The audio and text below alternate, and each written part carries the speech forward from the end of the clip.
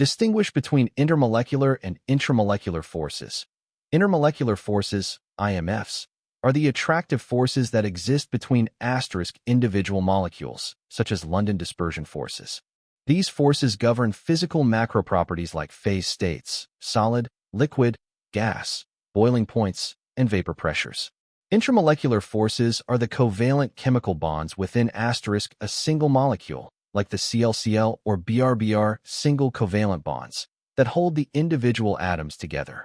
Analyze the physical states of Br2 and Cl2 at 298 Kelvin and 1 atmospheres.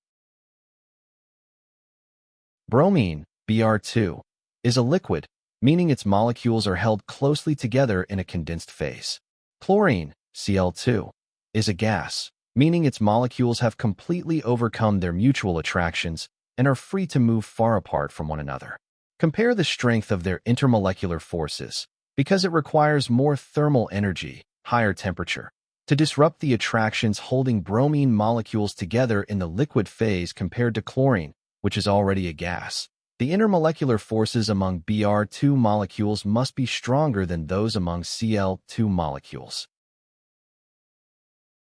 Note: both are nonpolar diatomic halogens experiencing London dispersion forces. Because Br2 has a larger, more polarizable electron cloud than Cl2, its dispersion forces are significantly stronger. Relate the high vapor pressure of bromine to its liquid state. Although liquid bromine has a relatively high vapor pressure, meaning it evaporates easily because its IMFs are moderate, the fact that it is still a liquid at room temperature provides definitive evidence that its IMFs are stronger than those of gaseous chlorine under the same conditions. Conclude: these phase observations directly compare the attractions between molecules. Therefore, they prove that the forces among Br2 molecules are stronger than those among Cl2 molecules, confirming option A is correct. The correct answer is option A. Forces among Br2 molecules are stronger than those among Cl2 molecules.